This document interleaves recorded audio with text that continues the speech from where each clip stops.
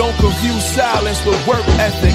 I'm a boss, making decisions my first fetish. The verse cherished is perfect, that's a reverse blemish. I drop it, connected to block, learn Tetris. This is the Sorry True Podcast. Welcome to the house of. And shout out to the members. I'm going to go back to my very early RBE days and give you guys a long intro. A very, very, very long intro. I'm going to switch it up. 99.9% of the time, if you're new to the podcast, people, we get right to the shit. All right. But I'm going to give y'all a long intro today. This is a very rare occurrence, right? I need to catch up with myself. Everybody that knows me knows I'm an early bird. It's 9:40. This is like half the day feels like it's gone for somebody like me. I was up real late. I watched almost the entire Shine event. Shout out to Shine. Shout out to all the battlers that performed last night. I did a K-Shine versus Shotty Hard recap. It's on the channel. I did it live last night, 20 seconds after the battle ended. If y'all want to see my recap of that and the other battles, check that out. After that, I poured me up a couple glasses of white wine, and I put on what I think is the new Final Destination, right? The lady and her man that proposes to her that go up into that restaurant or that lounge, that club, that night spot or whatever that's in the sky, and then everything starts falling apart. I got through all of that first intro stuff, and then I cut it off. And I saw people, was it Piper Boy? I think I saw a Piper Boy on Twitter, somebody saying that it was dope. And he might be the reason that I wasted like 30 minutes of my life last night. And I was so pissed off at how trash the movie was. I'm blaming him for it. I think I see it on his shit on the wall. I was so pissed at how trash the movie was.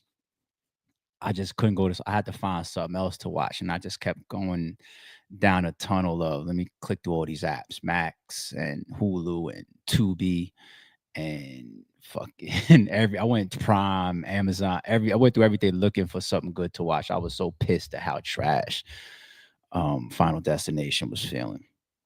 But anyway, I could even hear it in my voice. Y'all could probably hear it in my voice right now too. As far as today's stream, you see the title, was Jaz the Rapper being set up? How about y'all stop talking and do it? What do I mean about that part of the title? That part of the title, y'all talk about like battle rap councils, battle rap gatekeepers. Anybody could come in. I want to speak to that, and I want to see if y'all if we could ask some questions around that. Even if we wanted to formulate gatekeepers, who would they be? Right? I want to go there as a whole subtopic, and I'm going to bring up some examples to make. I'm going to bring up a funny example actually to make my point, and it's going to be tied into the jazz shit. After that, what do we got? We got some Gillie and Johnny Manziel shit. Okay, I saw that one. We talk about that. We got Yungeen speaking out ever since Ksoo's conviction. Last member of the YSL trial getting sentenced to what, 75 years? We're gonna go over that. Sauce Walka had like a little meltdown on IG real quick. He snapped. We're gonna pull that up. I got some stuff from my movie heads and a question. I got a question for my music heads at the end of the stream. And the question I'm about to ask y'all is going to be inspired by Math Hoffa. He said something to me on the phone like a couple weeks ago. And I don't know why it's finally bothering me now. It's like 3 weeks later, some shit like that. And for some reason I'm bothered. Like I'm mad late. I'm having a late reaction. So all right, let me prolong the intro a little bit longer because like I said, we going off beat this morning. I'm dragging, so I'm gonna drag the intro. I'm gonna drag y'all with me this morning. Good morning. I'll fuck with y'all though. Normally I save this for later in the stream, but shout out to our members in the building bright and early. I see Sniper here. Good morning, everyone. I see our member Boogie Down Jay is in the building. Green team is heavy. Sassy is here. What's up, girl? We got Tracy in the building. We got D Bizzle in the building. Okay, shout out to the members here. We got B Queez is here. Karma Love is here. Streets is here. Twiz, what's good, G? How you? How you, man? Does everybody follow Twiz for amazing content, artwork, artistry, graphics, all the type of shit that he does? y'all gotta really check out Twizz's page like every once in a while. Stuff that he puts or follow him. Stuff that he puts up is incredible. Who else is in the building? Woke is here. What's good, G? One of our members and mods. Dre is here. All right. What good is here? A lot of our members is the green team is heavy here. Okay. Feed the Hunger Records, our member is here. Okay. You tried it. Our beautiful mod is in the building, ready to go. Okay. I see Facts here. Facts, I'm going to say your name in about 20 minutes or so. I'm going to say your name. I got a list. He's making a list. I ain't going to be checking it. IQ is in the building. Cashmore is here. I said, did I see MSM earlier? The green team is on deck, man. Salute to y'all. All right. Is there any other reasons I could drag this intro as I catch up with my late ass fucking morning, man? I got y'all, man. I'm gonna deliver. My energy's gonna pick up as the stream goes, I promise. But yeah, I'm fucked up right now. All right, let's get to it, man. Let's get to was Jaz the Rapper being set up?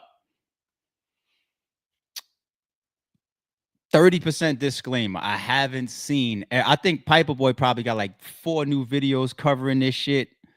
I think Piper Boy, Chris Unbiased, Battle Rap Facts. Is there anybody else? They seem to be a hub because I seen Battle Rap Facts interview Danny Myers. I watched some of that. I see Chris Unbiased. He's the one that's saying that he was on mute on certain phone calls. I see Piper Boy. He's putting it out there that he's getting text messages and videos and information from Miss Hustle as well as Ksoo. So it seems like pretty much, as far as I understand, those three people have been the hub, and they have a lot of information, and then they know way more than I do. So the backstory, I can't act like I know all the up to the date details. But the stuff like this behind the scenes, right? Was Jaz the Rapper being set up? Now, if that's true, it's shit like that. It's just like, where am I even getting that from? So shout out to OTF. You know, OTF is a page that I've always followed over the years, and they post a lot of battle rap related content. So this is what they put up on their page. Now, let me go on the smaller screen for y'all. This is coming from one of Chris Unbiased's blogs covering this whole debacle. But peep the tweet of Jaz responding to it. 500 on my head is disrespect. Bribing somebody to lie on me is mad funny, but 500 is offensive. So this is even Jaz weighing in on this, that people are conspiring to just create ghostwriting lies on her. All right, let's watch the actual clip. He on the phone with Hustle. He on the phone with Nez, Battle Rap, all this kind of stuff. They basically trying to bribe this nigga. Like, yo, change your story, do all this kind of stuff. Don't say this, don't say that. Next thing you know, this Jaz shit come out of nowhere. And this comes out of nowhere, right? Let me see.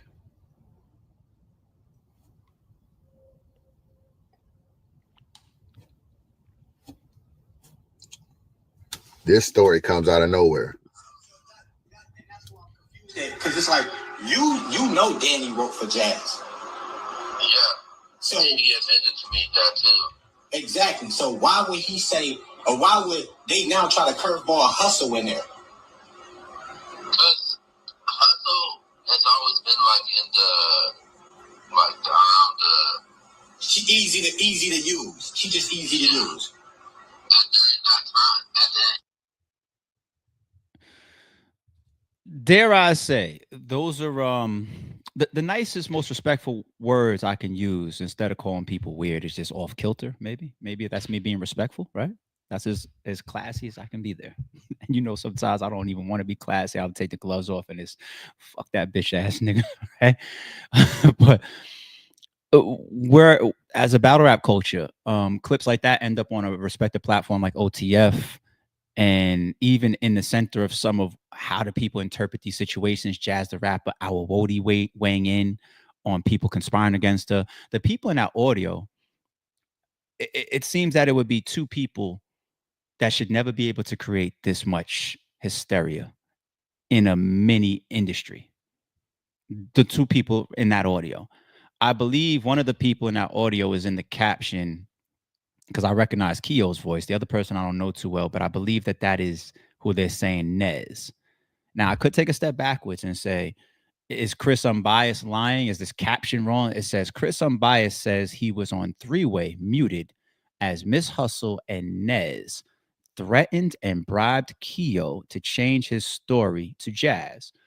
So somebody could come out and say that Chris is lying about that, right? If he was making this up. So if it was a call between Miss Hustle, Nez, and Keo, one of those three people would have had to allegedly put Unbiased on that call while he was mute. Either Hustle, Nez, or Keo. And if Chris Unbiased might as well just put it out there, being that he's already saying it, he was on the call on mute. He might as well just say which person put him on the call. Fuck it. Just establish the fact clearly that Chris is putting out correct information here, okay? And I don't think Chris has a legacy on his channel from a lot of the blogs and his coverage of battle rap that I watch, whether it be drama or whatever, of just creating shit. Let me stop there for a second because I got a bunch of layers to this. Creating shit. There be levels to this lying shit, right? There's levels to it. All right, let's create like 3 levels real quick. You have a person that'll tell very, very small lies, right? Hey man, did you take out the garbage? Yeah. It doesn't look empty to me. Oh, well, I took it out yet. You know what I'm saying? Like a little small lie. Like yeah, sometimes people feel like people that talk like that are capable of much worse. Like put them in front of a detective now. What are you gonna get? Right? They're willing to lie about little stupid shit. What the fuck? Then you got people that's willing to tell all out lies. ARP, did you steal it? Nah, I didn't steal it. Even though I got your watch in my pocket. Right? Then you got people that are willing to I would say there's 2 levels of create. Let's say create just random shit along with the lie. ARP, did you steal it? Nah, I didn't steal it, but Cap from the chat is the one that stole it. And Cap got nothing to do, nothing to do with nothing. Never seen him, never been around him, nothing. But I'm just saying he stole it. So I'm adding stuff in that doesn't even belong there. Then I guess the last layer would probably be the all out, just you live in your own world, use Neo in the Matrix, and you will build a whole painted fucking scene. Those people are the most dangerous. Those are the people that fuck the politically correct shit. Those are the people you just call weird. You call weirdos, right? I'm talking about the whole canvas. They paint the entire shit for you. And none of it is reality, right? Somebody ought to say, ARP's Guyanese father, and his and he also gave him a real estate empire, or I never see ARP women and he's gay, and look at this fake created Amazon zaddy whatever picture, and or the tattoos on his shoulders are really fucking. I almost pull down my fucking shirt for y'all. Like there's weirdos on the internet, right? This is what you call freehand art, right? It's mirrored on both sides of my shit, right? On my traps, right? And it bleeds along the back where it says Adam and Eve and shit across my back like a jersey. And I saw a blogger once, like years ago, say that ARP has hands tattooed on his hand, on his shoulders. You know what I'm saying? On some Illuminati gay sacrificial shit. Do these fucking look like fingers to you? Do they look like a hand to you? You know what I'm saying? I had some of that shit probably. I don't even know when I got that shit. People that will create shit is my point.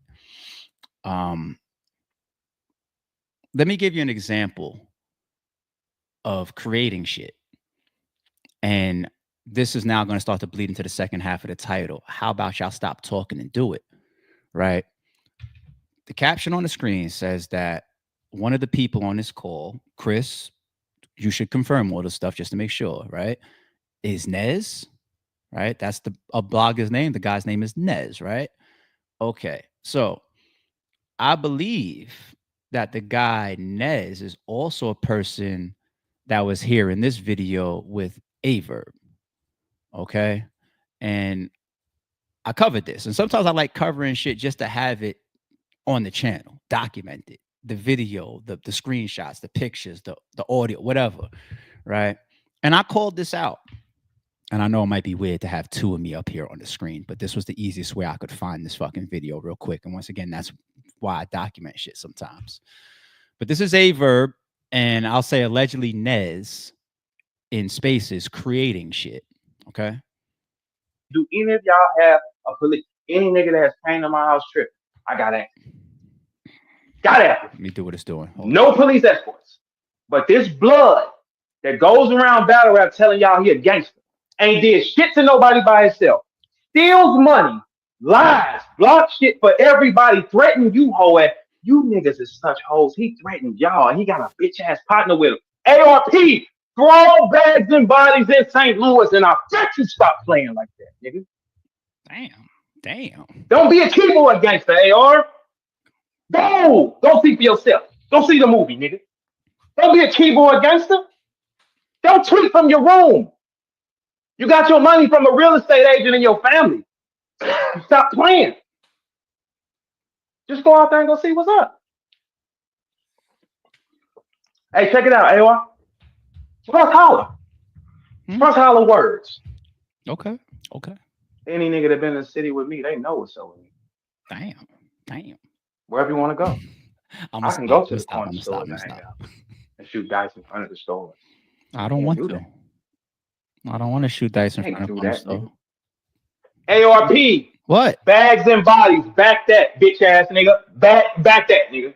Back that and go out there and see what it is. Bitch ass nigga? Damn. Don't wear your cardinal cap on camera. I'm not. Throw an event there. Why? I got to throw you. Throw an event. To. And I bet you stop playing with me. I bet you stop playing with me. I bet you do. They gonna come say something to you. What you mean? Not even playing. You think Holla can stop something for you? He can't stop a bitch ass thing. I think he can't stop nothing for himself. I used to stop his smoke. What you talking about? I believe you. Y'all all got his food in backwards. I don't. Y'all are kneeling to a nigga because he got views that he buys. I just showed y'all that the other day. Didn't I buy some views, y'all? Word? He ain't never went live and opened that camera and show his real YouTube views. Not a screenshot. Everybody's always got to open some numbers for him, huh? He never went live here. He does not do views anywhere that he can't buy them in. Where? You know what? I'm gonna tell you some real shit, Verb.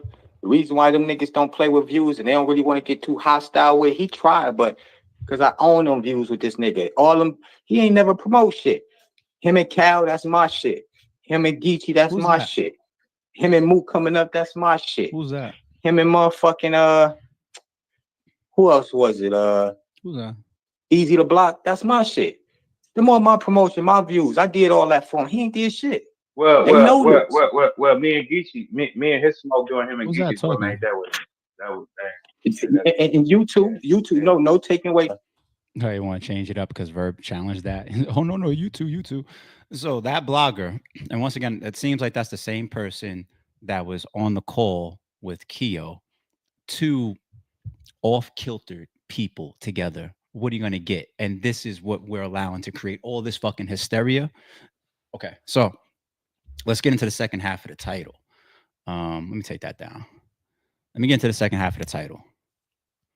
They say anybody could be here. Actually, fuck that. Let me fuck with y'all too real quick again, even though I did it already in that video. Creators, the people that just make up a canvas. Dude sat there with a verb and said, and I don't even know him like that, but I checked one or two things and I was just like, oh, okay, I see what type of content creator that is. Okay, cool. So I'm glad that it's not on come across my algorithm. I don't watch it, nothing. Like, I understand why I'm not tapped in. And it was making a claim that he's responsible for Hitman and Calico views, which is our RBE battle. Hitman and Easy, and then Verb chimed in. Hitman and Mook coming up. Even a battle that didn't happen yet. He said he's responsible for a battle that didn't take place yet. So that's now, I guess, TBL. What other battle? Did he mention any other battles? That I guess he's saying his promotion and the things that he does as a blogger that I don't even know exists like that. is responsible for the highest viewed battle rapper on multiple different leagues channels views, because he, you know, holla, I guess that's the whole thing with Averb. It's all bots. This is like Kendrick and Drake shit, right? Coming in, I guess that's where it is. It's all bots, and Hitman pays for all these views, and he pays for these views without these YouTube channels coming down, right? And he's doing it on multiple different leagues, right? It's with even a battle that didn't happen yet, him and Murder Mook. So before we all start saying Hitman and Mook is gonna do and Mook's gonna be a part of the views too. 2, 3, 4 million views in month 1. Let's be clear right now. Nez is a part of that.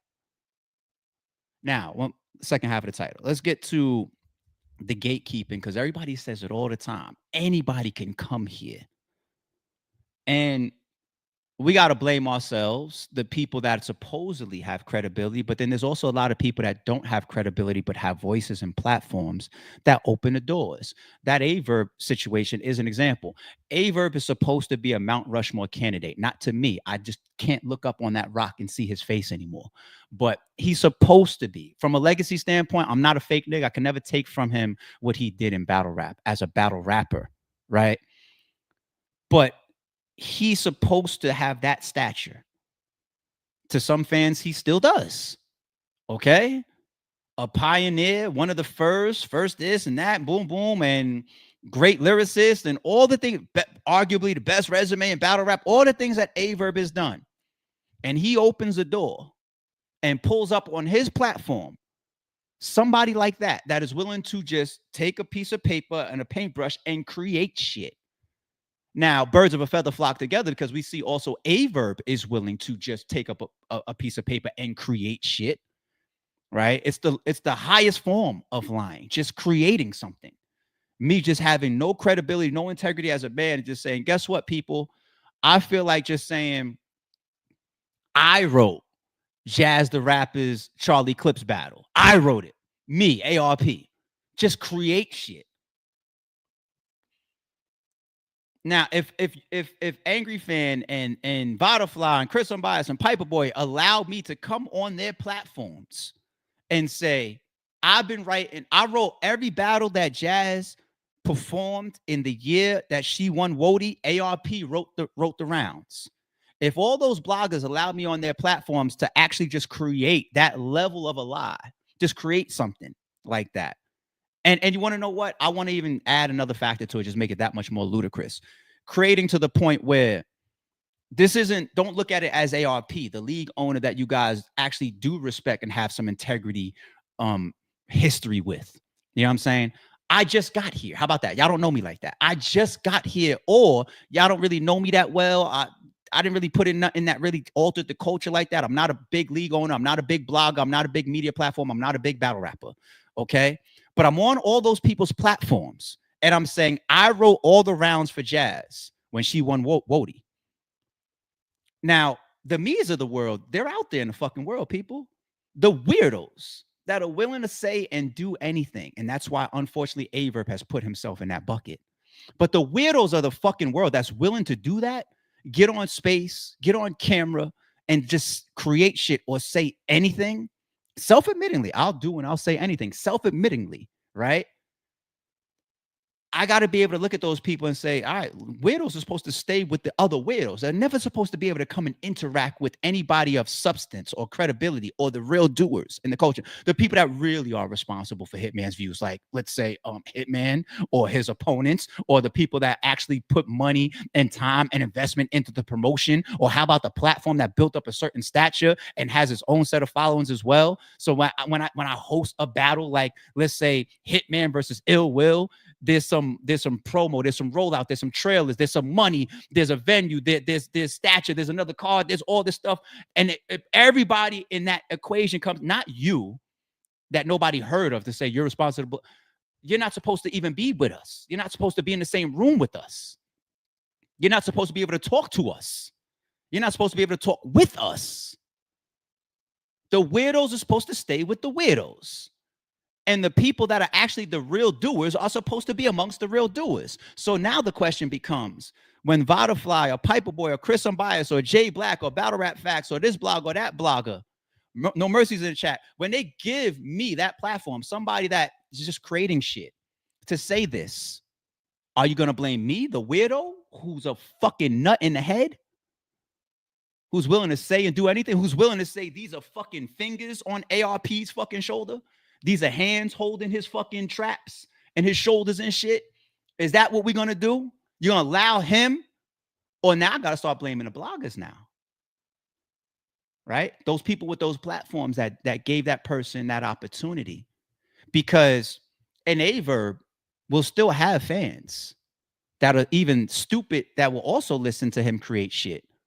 And then when he brings up that Nez guy that says, I'm responsible for all of Hitman's views, Averb's alleged credibility goes to him.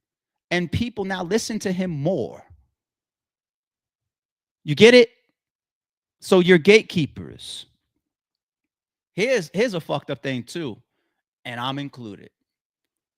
All gatekeepers in battle rap have something on them that we disagree with.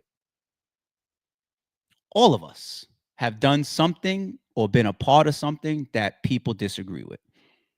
Every single league owner. Some worse than others.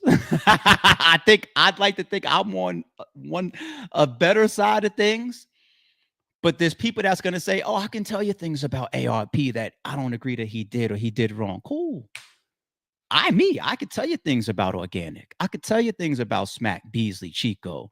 I could tell you things about John or Hitman or Calico. I could tell you things about No Mercy and Pace, whether even things that maybe people may not agree with. None of us are perfect as those gatekeepers, right? But the doors that we open are flimsy as fuck. Now that's the league owners. Bloggers, I just gave an example of people platforming weirdos, right?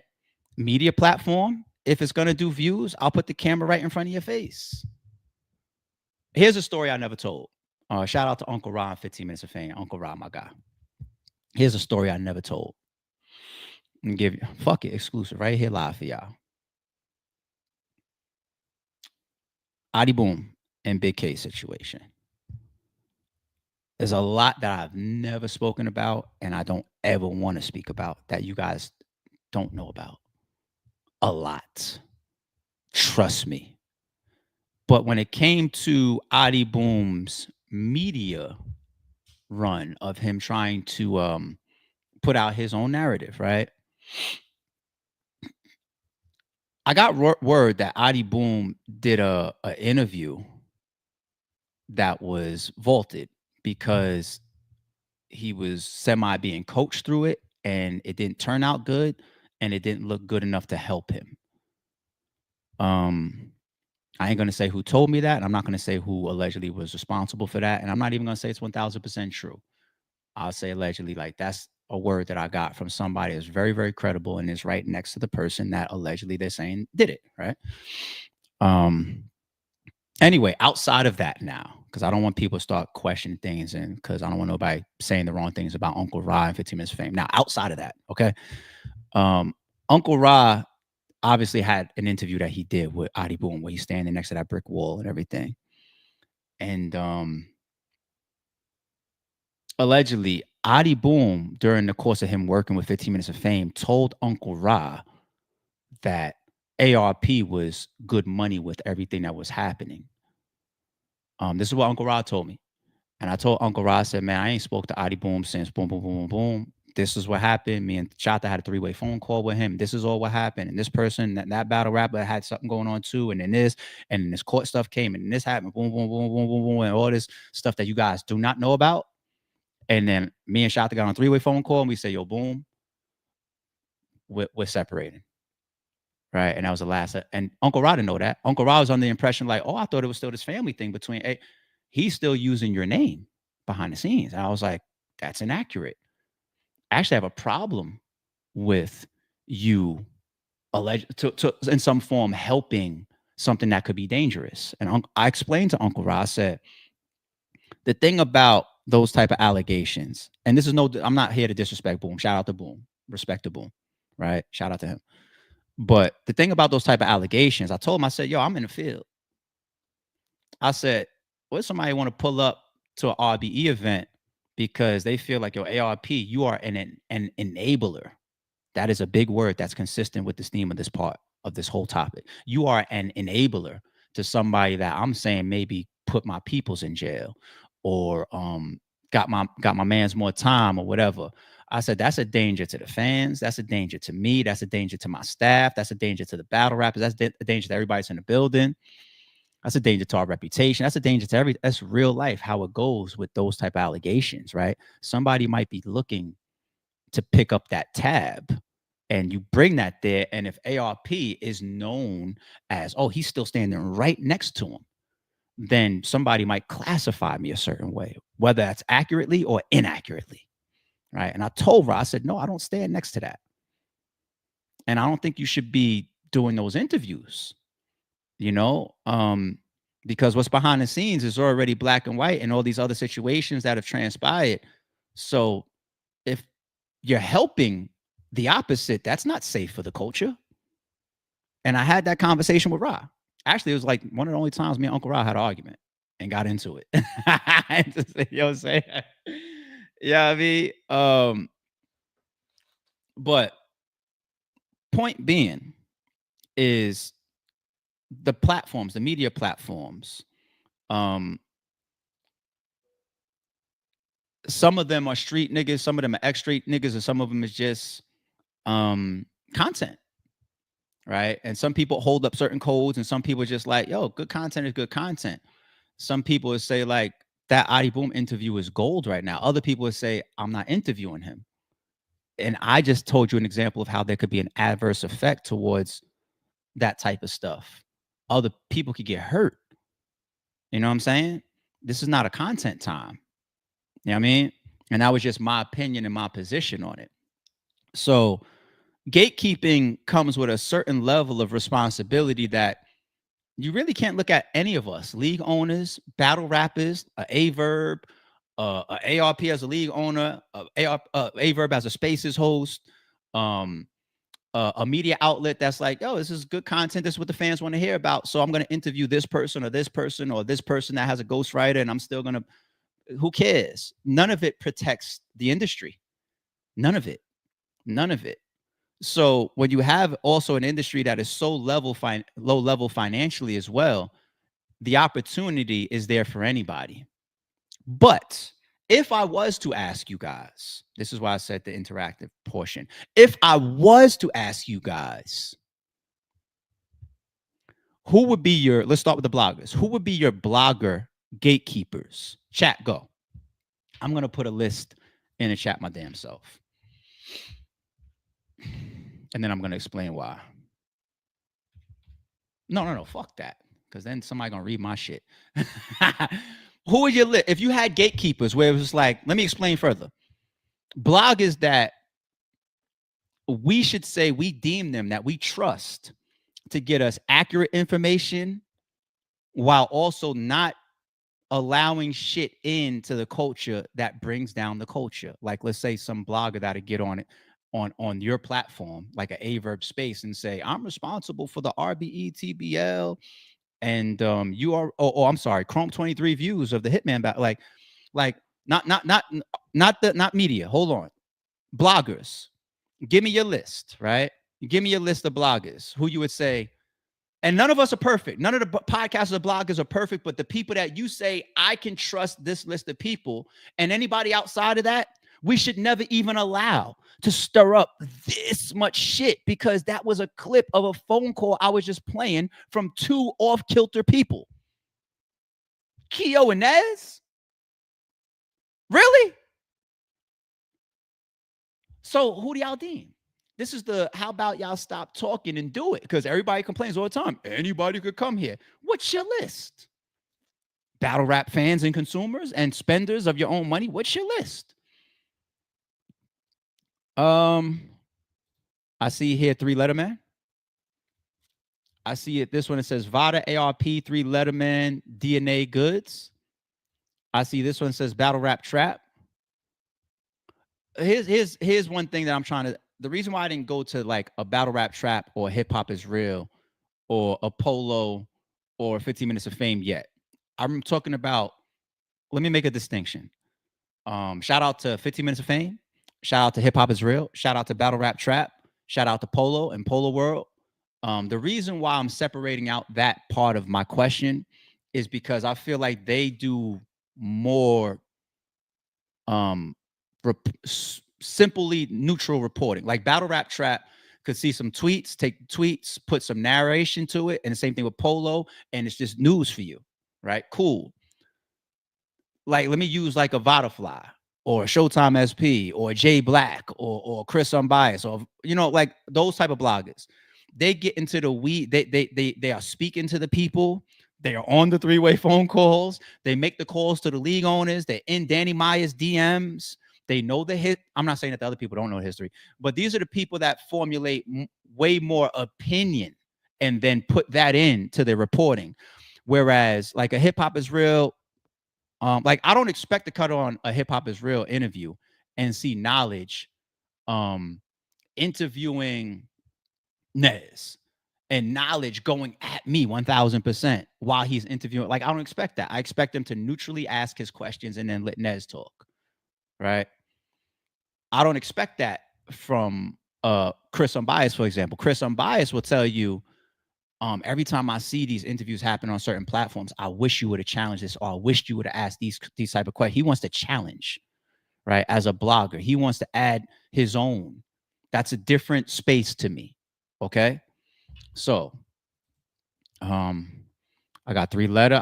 There's a lot of respect in this chat for 3 letter. And me as well. I have a ton of respect for 3 letter man when it comes to battle rap, just not his hip hop side. He does too much. Like, cut it out. Let me stay serious. The I Disagree podcast. That's DNA and Goods, right? Okay. And shout out to DNA and Goods. Champion. Absolutely. This one says Chris Unbiased, Piper Boy, and Vada. I see AR here. That's me. I see Angry Fan here. I see Vada. I see Piper Boy. I see Jay Black. I see Caps. I'm still going to pull these up. Hip Hop Is Real and Henny Man, even though I was trying to make that distinction. I see Caps, Vada, 3 letter man, PB again, you. Thank you, Sassy. I appreciate you. Jay Black. What is No Mercy saying? No Mercy saying, y'all better not say Caps because he let a lot of weirdos up, laugh my ass off. So that is the example that I gave with Averb, right? With that shit that he did with the same person that was in the caption of this 3-way, or allegedly on that 3-way phone call. So if Caps is willing to go to that level, like what Averb is willing to do, then I would disagree with how Caps would be conducting himself then as a gatekeeper.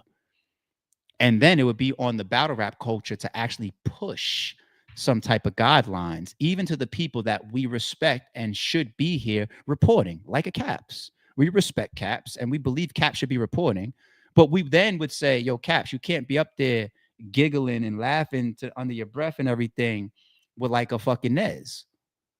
Or you can't interview those people because they're willing to once again create shit. You know, that the ARP's got fingers on his shit, hands on his shoulders, tattoos. His Guyanese father, he's Illuminati, and there's a secret eye right here in the crack of the brick. This is all true shit that people will say. I'm responsible for Hitman's views. Somebody is willing to just create shit on Jazz's name, right? They shouldn't get the platform, is the point. So Caps would have to stop doing shit like that. There's a lot of content for Caps to do, and this goes for all bloggers. It's a lot of content for them to cover, a lot of people for them to bring up. They just wouldn't be able to fuck with those people if they were performing as culture protecting gatekeepers. Okay, so that was my response and feedback to No Mercy. Black Hip Hop Is Real, 15 Minutes of Fame, Facts. Jay, Battle Rap Facts, who is in here, push Jay Black. Jay Black has been one of the most neutral, least controversial, least got into things. Like, what's the controversy that Jay Black has ever had? Every blogger has been in Blogger Wars, damn near, except for like, I don't remember seeing Jay Black in any Blogger Wars. I've been in Blogger Wars. Fada has been. Chris has been. Angry Fan has been. You have been. Battle Rap Facts. 3 letter has been. Every major blogger has been in Battle Rap Wars, Jay Black, from what I remember, what is it? Controversy around champion voting when he's trying to give money and a belt to a rapper. Like, like that guy, he navigated the culture being one of the cleanest, if not the cleanest blogger, you know? And even when there be bloggers behind the scenes that I know for sure and have records of and screenshots and receipts on that act like they neutral, yet they get them phone calls or them taps on the shoulder, or they bias, or they show their hate, or they pick their sides, or they do all that shit. I know about all of them, right? Jay Black, I've never seen do that. There's a lot of people that used to say he's employed by URL, and obviously is getting a check hosting their caffeine events and all that type of shit.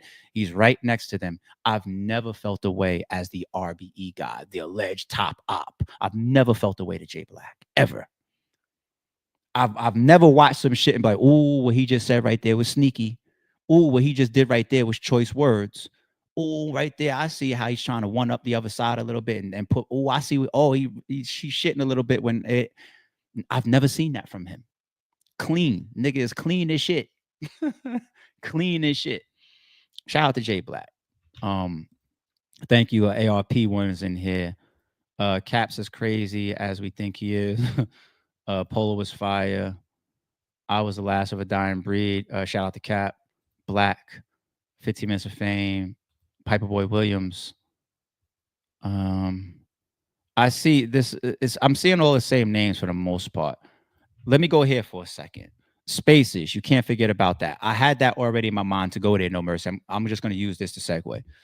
Spaces is another one. So we have interviews where sometimes the interviewee is expected to be neutral.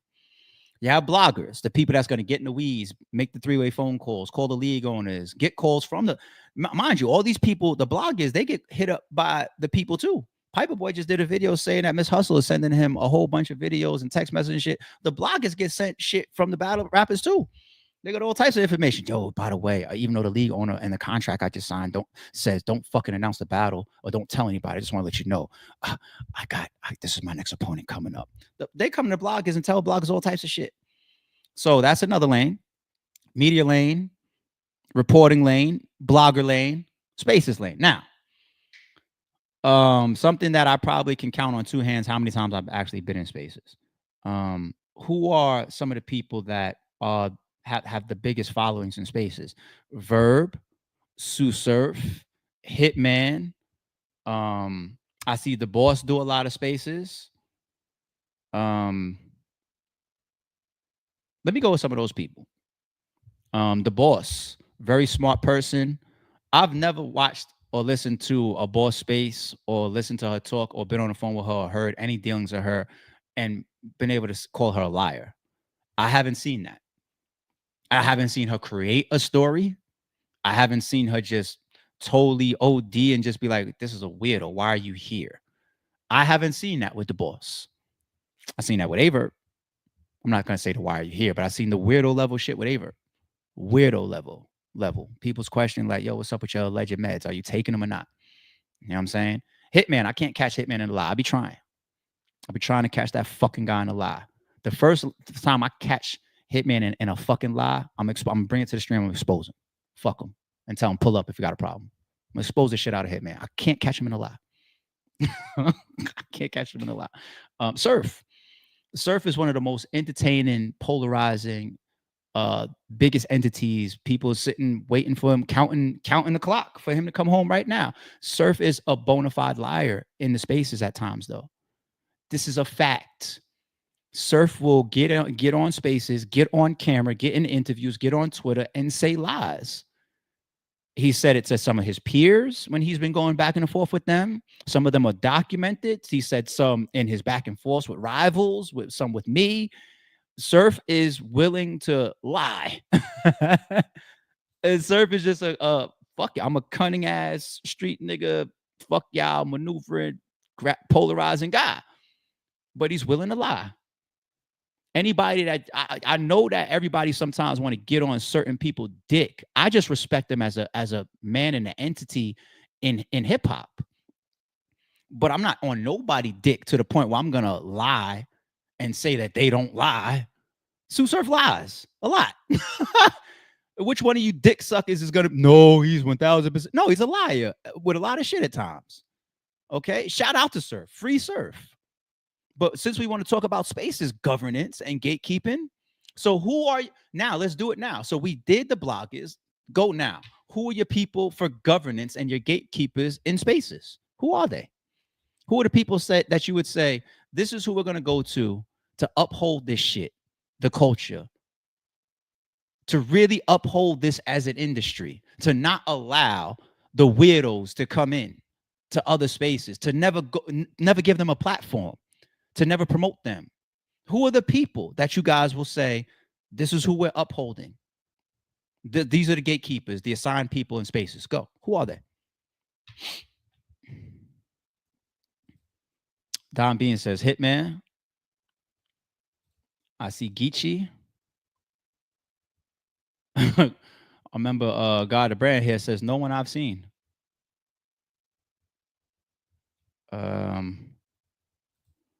You try to say spaces is full of glizzy gobblers. Damn it. Facts is in here. He says, honestly, zero. There should be zero trustworthy, official, appointed, gatekeeping spaces hosts. 540 Dre says, E-Heart. D-Block here says, I would say Cola, but we'll make up your mind, homie. Don't make me weird that. I'm read that because then somebody gonna be like, oh, he called me a weirdo. No, I didn't call Cola a weirdo. But make up your mind. The boss seemed cool in real life. She is. I will say that. You don't need to go. But Spaces is an entity in battle rap. So where's our governance? Who's the people that you want to go to trust? And who's the people that should be expected to not platform weirdos or spread weird shit? Who is those gatekeepers?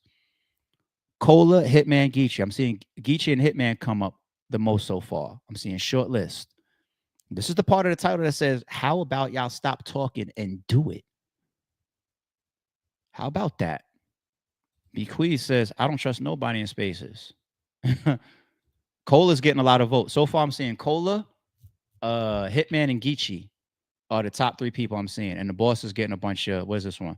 The boss is a space hopper. She went from, I don't care how many spaces she's in. I'm talking about somebody's credibility and what we would deem governance. You can uphold this arena and we can trust you if there's some shit that needs to be spoken on. We can trust you, not somebody that's going to create shit and say, I'm responsible for Hitman's views, or I never seen ARP with a woman. How about at your event, bitch, nigga? I had 10 with me. You know what I'm saying? Like, not people that's going to create shit and just make up lies. Who are the people that y'all would trust? Who are the people? Who are y'all governance? Wait, who should be? I thought you meant who is existing. No, who should be? Who should be? Who would be? Because we say it all the fucking time. But anybody could come in here. But the people that have voices and have names platform these people, and the fans give some of these people light that they shouldn't give. Keo and Nez should not be at the center of us having this much drama. They shouldn't be. They shouldn't be. The boss, nobody. I don't do spaces. I appreciate that. Thank you, but I don't do spaces. ARP and J Black that said though. Spaces weak as fuck. Cola's got a lot of votes. Okay, shout out to Cola. All right, I'm gonna say this. The most votes that I've seen appear to be Cola. He got the most votes. Geechee and Hitman was kind of like even with the votes that I seen, and the boss. I see 4 consistent names in that bitch for spaces. People that won't create shit, people that won't lie, people that know battle rap, people that we can trust, people that can gatekeep, people that won't platform other weirdos. Y'all gave me 4. Okay. So me, when it comes to spaces, when I'm really looking to, whether it's ripped and uploaded to YouTube and I want to see, I want some information about what's going on and I want to see what's happening in spaces. I'm going to pay attention. I'm going to practice what I preach. I wonder if y'all do the same. I'm going to pay attention to what Cola has to say, Geechee has to say, Hitman has to say, and the boss has to say. And that's not my vote. That's y'all fucking vote. in the chat. And anybody that's watching this video after this live, just replay it and then switch to the view that shows the live chat. That's the 4 people that this chat voted. Cola, Hitman, Geechee, and the boss. That's who I'm checking for. Okay? That's who I'm checking for. As far as bloggers now, who I'm checking for, I know I'm going to fuck it up trying to freestyle it, but I'm checking for 3. I'm checking for Chris. I'm checking for Vada. I'm checking for Showtime SP. I'm checking for Jay Black. I'm checking for Piper Boy. I said 3-letter, right? I'm checking for Angry Fan, but Angry Fan got to stop dealing with some goofy ass people. He got to stop some of the goofy shit that he does. Shout out to Caps, you my nigga though. I'm checking for Battle Rap Facts. I've seen Battle Rap Facts do some integrity laced shit on his channel before, except when he was wrong, apologize to people when he was all that type of shit. I'm checking for him. I'm checking for No Mercy. I see No Mercy. I'm checking for Froze. I see Froze. I'm checking for Froze. The reason why I'm checking for Battle Rap Trap, because he's been biased at times with RB. I see him try to play around with RB before. I'm keeping it 1,000, but we cool. We cool, man. We had our little whatever it was in the past. We seen each other face to face. I treated you with a red carpet, not just at the event, but also at the fucking after party, right? And me and you don't gotta have no corny ass fucking tweets that feel like subs. Like, it's corny. Shout out to Battle Rap Trap. To me, that's the reset button. I don't give a fuck who you fuck with. You know I am to be respected from even our face-to-face interactions, right? And I respect you. Let's reset button, okay? I'm checking for Battle Rap Trap, okay? There you go. I'm checking for Polo.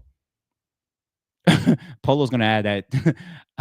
I don't know how he does the voice and everything. Oh no. I'm checking for him. No. Bros along with Froze. I damn near want to stop. I can't think of too many other people, because once I start getting past the people that I just said, that's how I get watered down. That's how we end up platforming a Ksoo or a Nez or somebody, you know what I'm saying? That's how. So I damn near might stop there. Is there put it this way, is there anybody, I want to make sure I didn't miss nobody. Is there anybody that I missed? Battle Rap Fanatic, I fuck with Fanatic. Yes, I fuck with Fanatic. Yes, my bad. Okay, cool. I think I got everybody that I would listen to or try to look at with a level of expectation. That's the right way to put it. Nah, Ruin Your Day doesn't count with that. Doesn't count in this. I think from looking at the chat, I think we got everybody. Okay. Oh yeah, John Rons, definitely. But I don't think he does enough battle rap. He's extremely integrity person and credibility person. If he covered battle rap day to day like everybody else would, you could absolutely trust John Rons, but he just doesn't. I think we got everybody. As per the chat, it's 400 people in here right now. So anything outside of that, for me, I'm not bringing up on my platform. I will do my best to not platform on social media, because the moment I interact with you, I'm platforming you. The moment I say Nez's name, I'm platforming him. Okay? I will try my best not to platform in any way any blogger outside of the list of people that we just said, or or take with credibility or governance anybody from a space that we just said. Okay? I'm gonna try that. I'm gonna try to do it. Fans, I ain't gonna try to push it on my peers. They gonna move how they move. Fans, how about that? Don't give them niggas views. Outside of that, everybody swear they want to say anybody could come in here. Then don't click play on these fucking weirdos no more. They shouldn't be able to create this type of or be a part of this type of controversy. Don't platform them. Don't give them the views. Don't listen to them. And the moment they start going in that direction, if we got to pull somebody off of the Mount Rushmore and say, you got to go over there with them now, then fuck it. There's A-verbs of the world. Sorry. Fuck it. It is what it is. I'm not upholding no nigga. For what? If the moment I got to look at somebody like, but no matter what, because you guys staying, you got to stay over here in the in crowd. That it don't work like that in the real world. No, I've seen a lot of cool niggas turn weird. Heterosexual niggas turn gay, or gay niggas, you know what I'm saying? Like, I've seen a lot of, fuck you mean? No, No, I'm not upholding no nigga. You give a fuck how many battles you got on your resume. I don't give a fuck who you stood in front of a rap with. If you weird now, you weird now. If you willing to be fucking atting niggas' jobs and doing all this snitch shit and doing skits like you Charleston White and making up shit on niggas, he's gay. He forces himself on battle rap women. He said that about me. Verb, you's a fucking weirdo. You don't belong in that group. You don't belong in that room no more with the real people that we should be able to trust and not platform other weird niggas. That's why you got niggas in your spaces talking about, yeah, I'm responsible for all the Hitman's battle promotions, even the one that didn't happen yet. Hitman versus Murder Mook. What? Birds of a feather flock together. Okay, Verb, you want to be with a nigga that's willing to create shit and lie like that in the culture and be on three-way calls like what this is about, like Jazz? You stay with them then. Real shit. Y'all got to have some fucking governance too then. Get the fuck out of the A-Verb spaces. Don't tweet me talk about A-Verb said something. We're over here saying he shouldn't matter no more as far as what he says in spaces because he's willing to say anything to his own self-admission. So we're not listening to him no more. Don't tweet me no more about what Nez or Keo. How about bloggers? Don't platform them niggas no more. We got other things to talk about. Don't platform them niggas no more. Caps, don't get them niggas no fucking platform then. Or the moment that the list of the people y'all said we want to put as the governance, they start doing the goofy shit too, y'all break the circle and it's just right back to battle rap like this is why. And then y'all want to complain. And that's what we are, drama queens. No action, all complaining. All right, I'm off battle rap. Yeah, battle rap, damn, they got a whole hour today. And we started the stream with it. But this is a full episode, so let's move on. This is going to be a weird transition. Gillie. Oh, shit. All right. What was this? What happened here? The fuck? Johnny Manziel takes shots at Gillie, threatens to slap him when he see him. Now, when I first started seeing this going around, everybody was like trying to make sure it was his account. Is this real? Is this fake? What the fuck? It's on TMZ. It's on all the big social media platforms. It's going around. It's viral at this point. Shout out to Philly Fame. They have it up here. Allegedly, Johnny Manziel tweets, yo, at Gillie the Kid, you may be the biggest loser on the planet. Talking like you fucking done anything on a football field. If I see you, just know I'm going to slap the fuck out of you. Trust. So is this a mugshot of him? I mean, just because you have a mugshot don't mean that you super crazy or off the hinge type of nigga. But a lot of people got mugshots. But is Johnny really that type of guy? That's my first question. My second question is, what does he have to do with this? I think the caption is pretty much what I remember about Johnny Manziel. And anybody else that doesn't know who this is, I'll read it. Johnny Manziel, who was a former Heisman winning quarterback that ended up being a bust in the NFL, decided to insert himself in the back and forth between Cam and Gillie by taking to his ex account earlier today and sending multiple tweets coming at Gillie for support of Jalen Hurts and threatening to slap him when he sees him. What's wrong with Johnny? Now, let's take down Johnny for a second.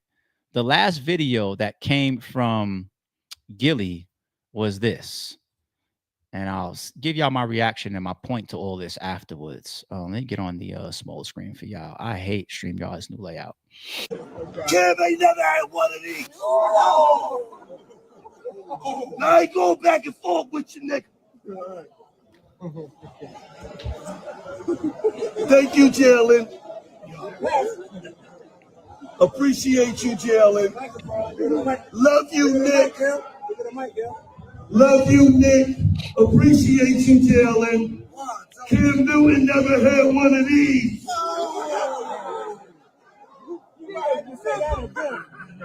I said, Cam Newton never got one of these. Thank you, Jalen. Thank you, Nick. Thank you, Jeffrey. Thank you, Dom.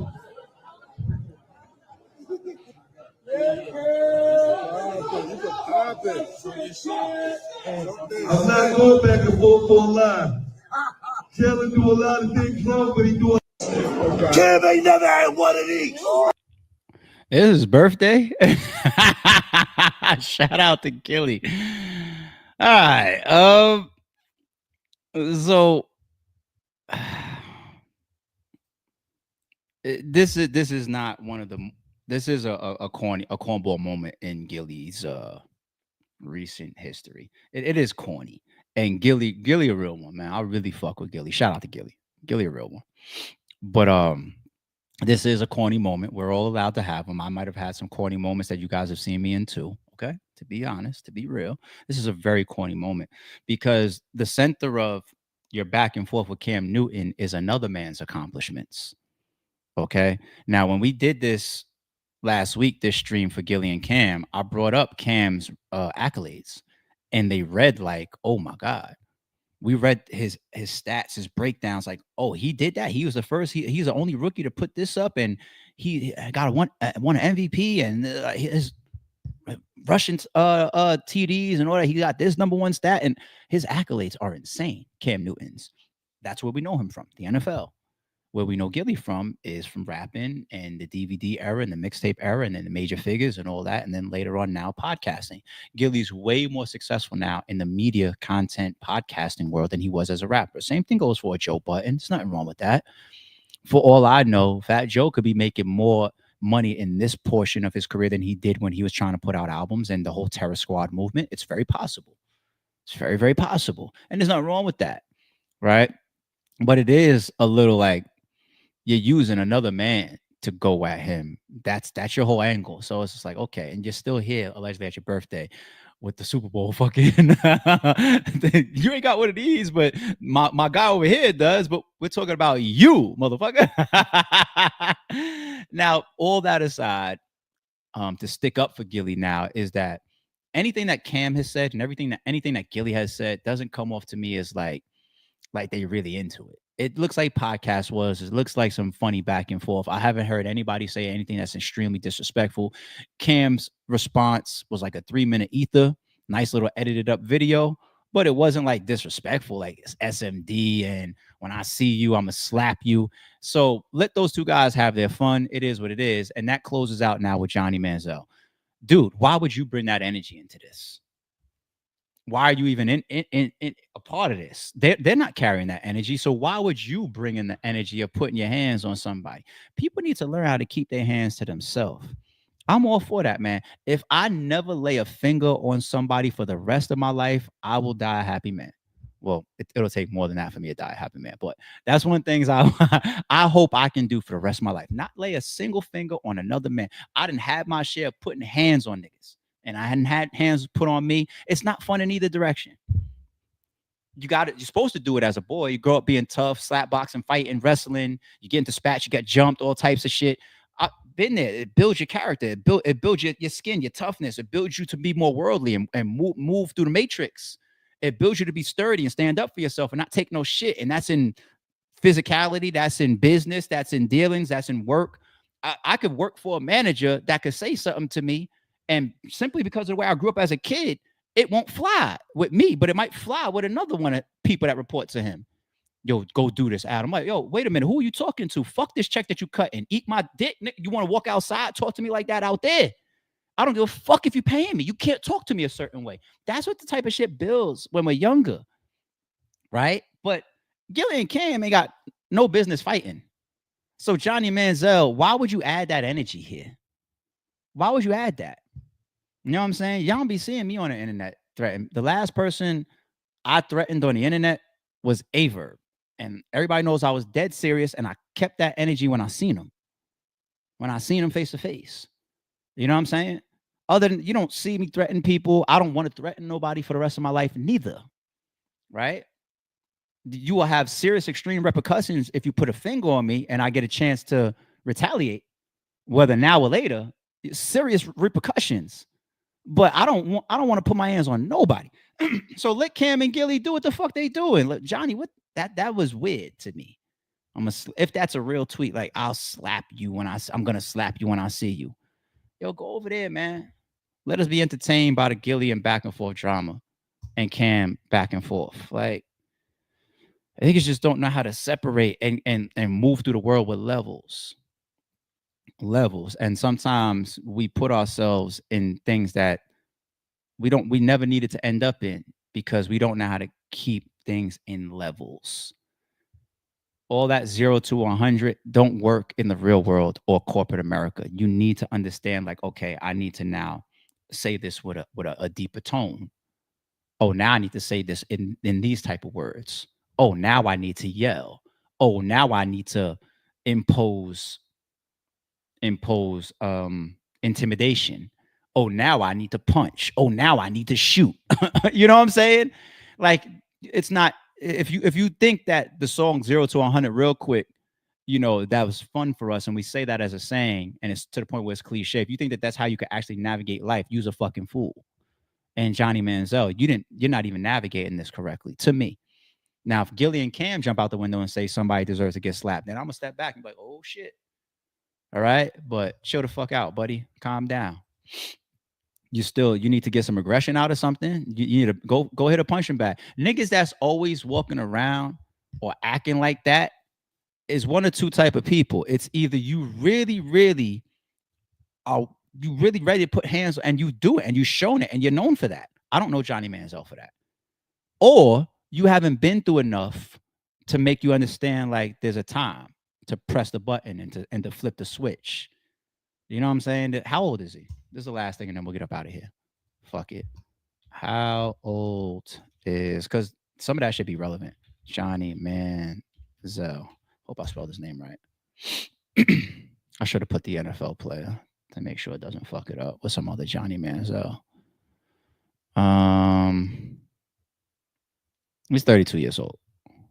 Yeah, the known football player. He's a 90s baby, born in 92. He's still learning a little bit.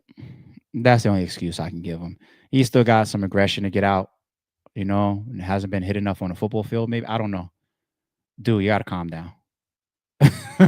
You gotta calm down. All right. Speaking of Gillie, we're not just gonna talk about the funny stuff or the weird stuff that people played around with Meek's name in 2025. Y'all read his name through the mud a little bit related to the Diddy trial and all that, and yeah, but this is so dope. Speaking of Gillie's birthday, this is so dope for Meek. Meek Mill brought Gillie a chain of his son, Jesus' face on it for his birthday. This is so dope. This is dope. You that did for He owe me a big chain. Oh, hold on, man. How you? That's my bullshit, right? Bro, what that shit up? Fuck him, that dick. You got me feeling like a rapper. Get up with the album out or something. Let me see. Good job, bus. How you open that joint, man? On the front, I think. Ooh, nigga. You know what I mean? That thing right there, you know what I mean? That young cheese guy represent, you already know. You heard? Oh. I've been to it. I was coming like that, you know what I mean? Oh, I love you, man. Yeah, love you too.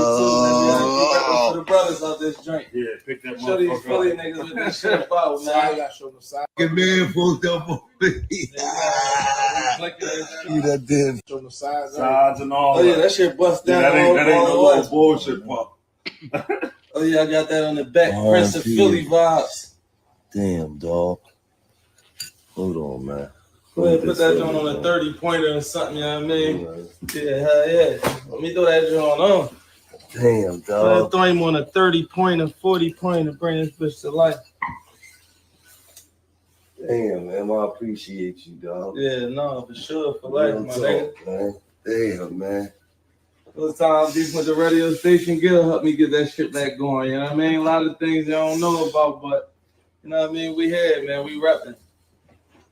One time, rest in peace, Cheese. You already know that shit serious. You know what I mean? Seeing that shit change my brother, so we changing with him for life. You know what I mean? Philly brotherly love, man. Make sure you tap in. You hating, we gonna get you. I don't know how Gillie got there. I would have cried. I ain't gonna lie to you. I would have fucking cracked right there. Real quick too. Diss him. Happy birthday, G. I see you in the chat. It says, can I get a happy birthday ARP? I watch your shit every morning, B.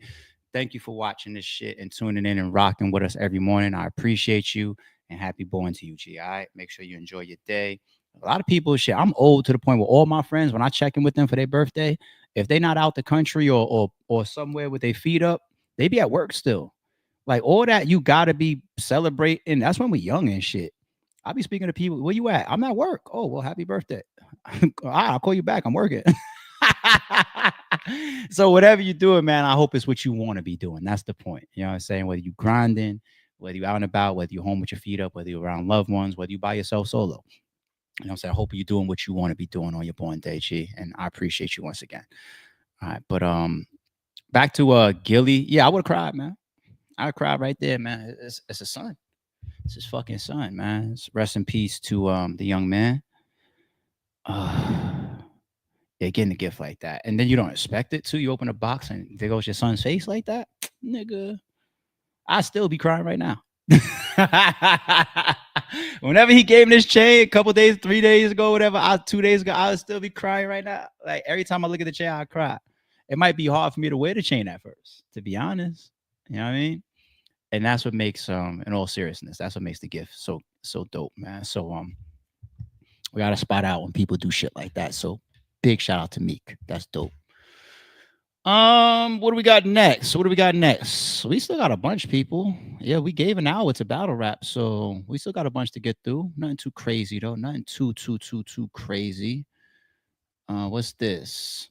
This one says Yungeen Ace reveals he went broke trying to pay for Ksoo's lawyer fees in his murder case. And I do anything for Ksoo. I went broke for his case. Facts. Staring at my bank account with a baby on the way. Yeah, facts. So shout out to Yungeen Ace with a baby on the way and everything. You want me to throw out a weird take? Respectful but weird. Is that why Yungeen Ace did something that was so questionable? The moment Julio died, he put out them songs, right? And we thought that was very incriminating. Now, obviously, we don't know what's happening behind the scenes. When these feds pop up, it could be a year, 2 years. You just never know if they got a case that's building on you. We don't know if anything, hopefully won't, but we don't know if anything's going to happen to Little Baby or Four Pockets Full. We saw the paperwork coming out of court of them saying the gangs that they were targeting, and 4PF was on there, right? We saw the chief take the podium and say, yeah, we believe that the rapper, yada, yada, yada, is tied to these little kids that got killed behind the shooting and it spawns from the music video. That was all that Little Baby.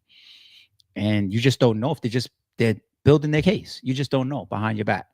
So God knows if there's something happening with Yungeen Ace. You just never know.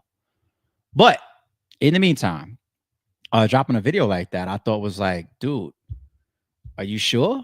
But what if he needed the money? Right? What if he knew like this is gonna go viral? I haven't really seen much from Yungeen Ace since. I don't know how the man makes his money. I don't know if he's got a catalog that pays him monthly, streams that pay him monthly, YouTube channel that pays him monthly. I don't know. I'm not gonna call the man broke or nothing like that. He's calling himself broke. All right, saying he went broke, defending or helping Ksoo. Wow. Well, I guess that's what you expect your people to do, right? Especially if they allegedly are shooting in the midst of a war that you're the leader of, right? If you're the leader, Yungeen Ace, that's what they say, allegedly, and I'm out here tearing up the streets on your behalf as well as my own and my family too, but this is our war, ATK and KTA, if this is our war, if I get grabbed, you're going to disappear on me? So, shit, if this is true, shout out to Yungeen Ace. Shout out to Yungeen Ace, but these are the consequences and the domino of how many people are being affected. Look, his own words say, I have a baby on the way. So that's an extremely high priority, yet you say that you just went broke defending a murder case that you're not charged with. That's the domino effect. Now, what if your child is coming into a world where you're not able to provide a certain level of means for them because of the street shit? Look at the domino effect. A kid don't got nothing to do with what's happening out here, right? Is anybody looking at it like that? All right. Shout out to Checks and Balances. I saw this one this morning. I replied in the chat, what? Wait, what? And I did a little bit of quick homework on it for y'all, but check this out, y'all. This is one of the last YSL members. It says, or the last, matter of fact, Christian Eppinger, the last defendant in the YSL RICO case, sentenced to 75 years in prison. Okay. I think that's 75 years to serve.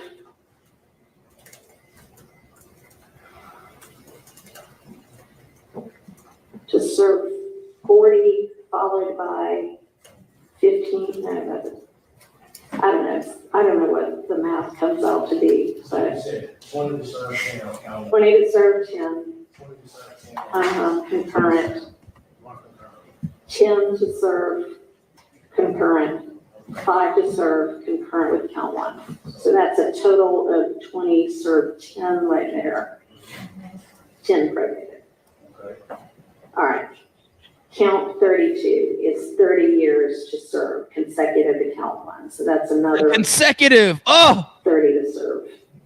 Oh, Count 33, 20 to serve concurrent with count 32. They were just going over a bunch of 10s and 20s and whatnot. That was all concurrently. Then they got to a 30 that was consecutive. That right there jumps the 20 out to 50. Like, oh shit. I thought she was gonna say everything concurrent. She dropped a 30 ball in there consecutive. Oh shit. 34, 10 concurrent with count 32.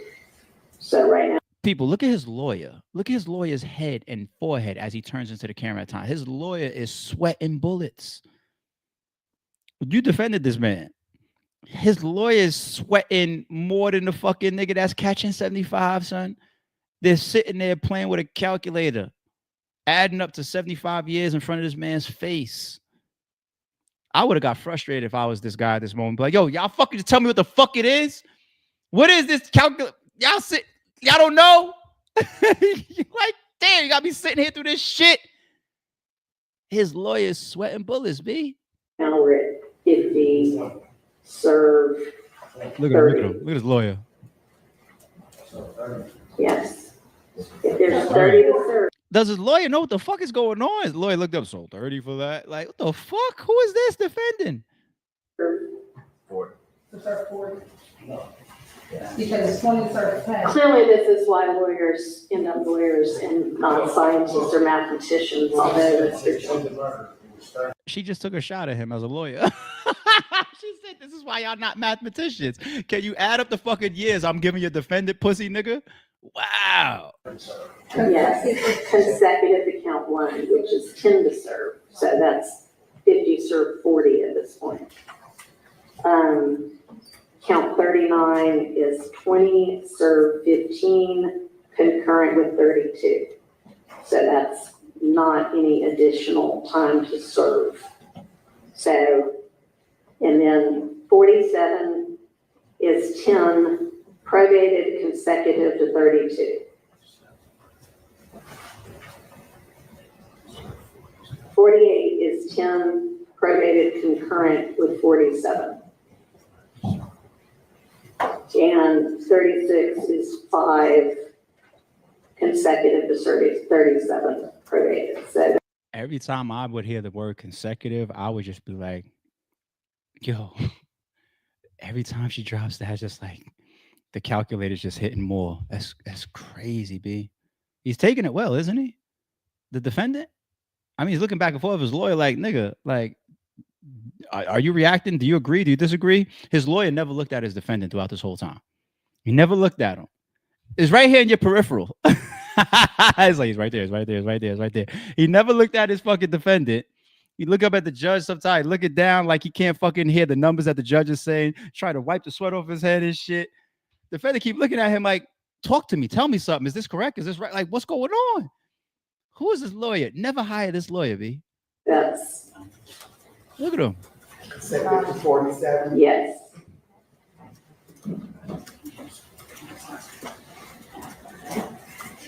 Yo, that look right there. He looked down at the paper. They looked up at this lawyer. That's why his lawyer won't turn to the side and look at his defendant, B. Wow.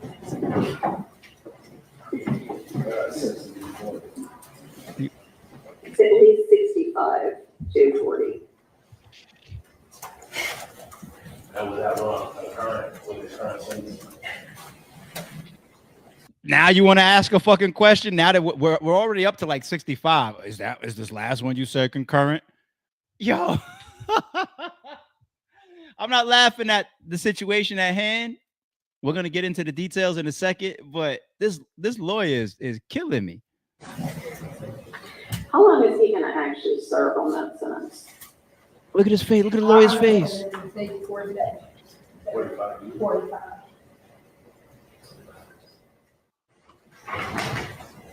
I think that's 75 years to serve.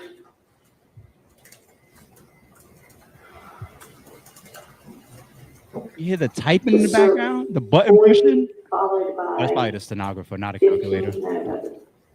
I don't know what the math comes out to be, but 20 to serve 10. 20. You know, normally in court, it could be on the other side, and we don't see it in the camera view, but normally during the reading of a sentence like this, there's like a police officer standing right there in case the defendant starts getting crazy, getting wild, throws a chair at the judge or whatever. And at least we don't see nobody on the side over here, because I would expect some type of reaction if I'm the court at this point. Like, he's not just going to keep sitting here as we count all the way up to 75 like this, is he? Because at that point, it's like you got nothing to lose. Did y'all see the viral clip that's going around right now? The guy that told the judge, suck my dick, judge. That's what happens. They get to a point where they be like, I'm going to play nice. I'm going to play along with the system. The moment I feel like I'm at a point where there's nothing to lose, I'm jumping over the rail. I'm throwing a chair. Suck my dick, judge. There's another clip going around. I didn't even pull my string today. It's a guy in court twerking and shit. This guy's already at 75 and he's still chilling. Serve 10. Well, maybe I shouldn't say chilling, but y'all get my point. Concurrent. 10 to serve. Is some of y'all snuffing your lawyer at that point? Fuck it. 75 is life. Is some of y'all at this point snuffing that nigga, son? Who's sleeping their lawyer right there in the chat? Who's sleeping them? Who's saying boom right across your chin? You wouldn't even look at me this whole time. I got something for you. Now it's a blind side. You never want to look at me. Who's stealing on their lawyer right there? Oh, shit. Concurrent. 5 to serve, concurrent with count 1. So that's a total of 20 served, 10 right there. 10 probated. All right. Count 32 is 30 years to serve, consecutive to count 1. So that's another 30 to serve. Count 33, 20 to serve, concurrent with count 32. 34, 10 concurrent with count 32. So right now we're at 50, serve 30. I know we're just joking a little bit. Yes. We're just joking a little bit. If there's 30 to serve, 40. Because 20 serve 10. clearly this is why lawyers end up lawyers and not scientists or mathematicians. All right, so I have it in the background, people. I made sure I pulled it up for us real quick because I was like, Christian Eppinger, never heard of him before. Obviously a part of the YSL trial, 75 years. What the fuck did he do? I'm pretty sure some of y'all in the chat got that question too. Okay. Christian Eppinger, also known as Big Briz, entered a non-negotiated guilty plea on June 9, 2025 in the Fulton County, Georgia RICO case centered around YSL and associated gang crimes. He pleaded guilty to, y'all ready? Attempted murder, shooting an Atlanta police officer. You're done. You're done. That's it. You pled guilty to shooting a cop. That's why it's 75, okay? All right, let's keep going though. Armed robbery, theft by taking, conspiracy to violate Georgia's RICO Act, gun-related charges, participation in criminal street gang activity. That's what he pled guilty to back in June. This is now just his sentencing. And the top one, attempted murder with the shooting of a police officer. These charges cover an incident in February 2022 where Eppinger allegedly shot, why is it still saying allegedly? He pleaded guilty to it. Allegedly shot an APD, Atlanta Police Department officer, David Rogers, 6 times. 6 times. So it's got attempted murder, 30 years.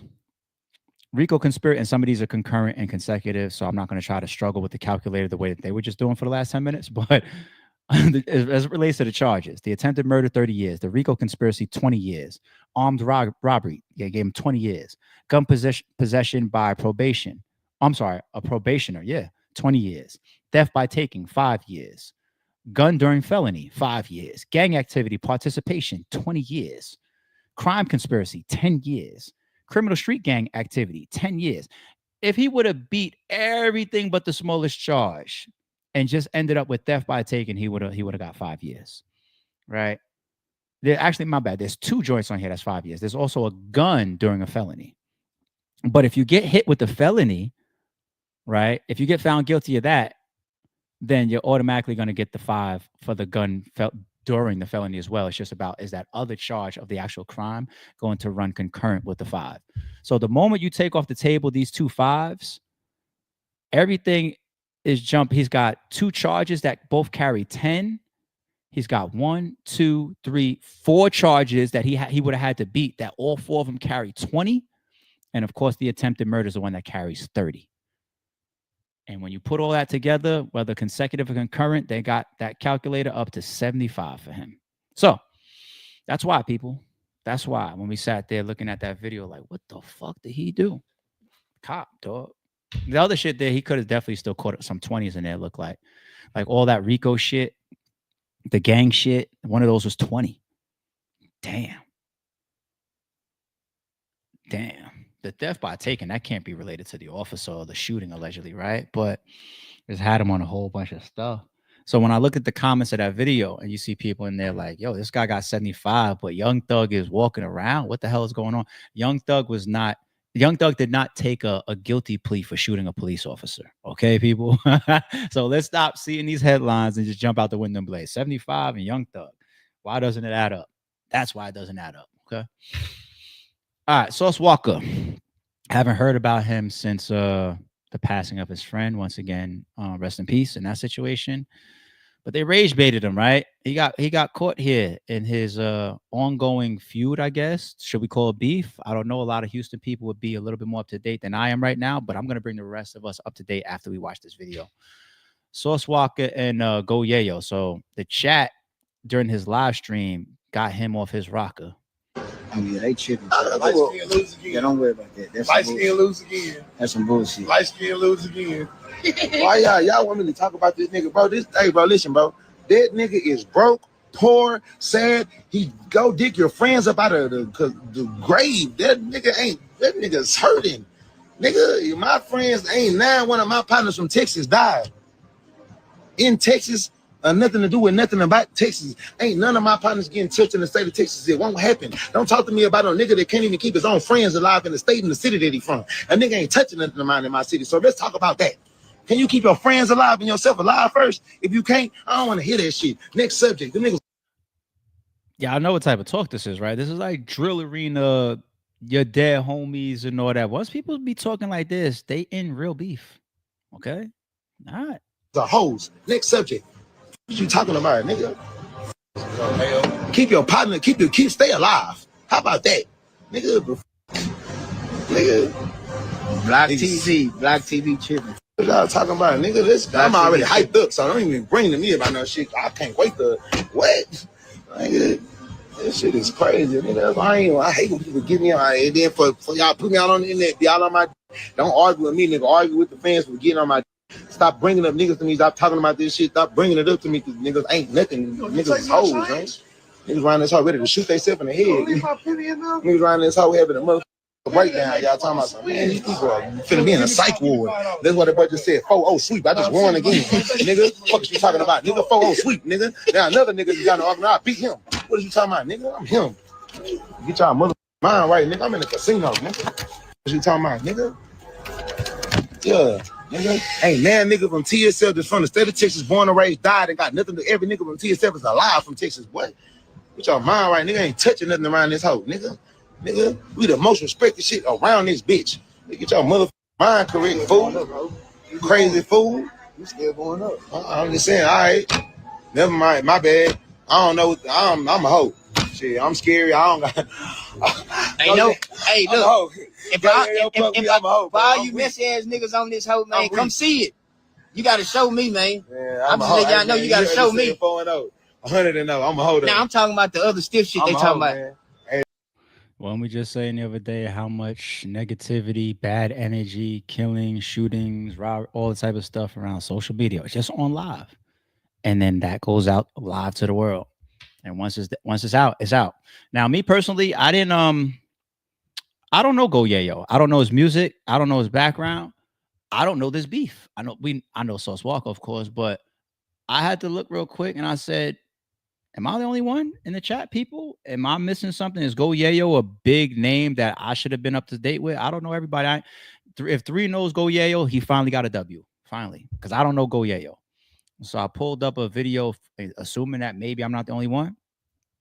And this is a quick 10-minute documentary, and I'm going to speed it up, so this won't be too long for us.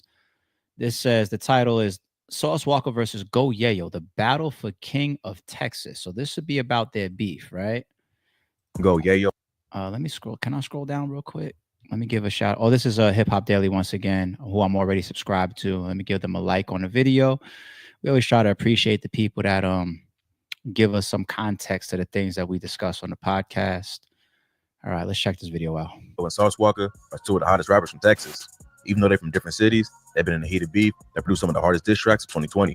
Go Yayo was a rapper from Fort Worth, Texas, known for tracks like Boom and IDK. He grew up on the south side of the city and was affiliated with the Crips from Glen Garden. His pops was from Rolling 60 Crip, and he grew up around violence and gangs.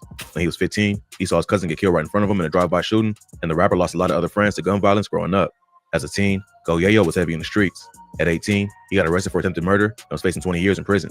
Before he got locked up, he dropped a song that was doing well in the city. While he was sitting down, his homie started a Free Yayo movement, which helped him build more of a buzz. He did 10 months in jail, but ended up beating the charge. So when he got out, he started taking music more seriously. He dropped his first mixtape, Super Saiyan Yayo, in 2015, and followed up right after with No More Free Yayo, It Calls. He started gaining attention with his unique flow and quickly became one of the hottest rappers on the rise in Texas. Sauce Walka is another rapper from Houston who's been in the game for a minute.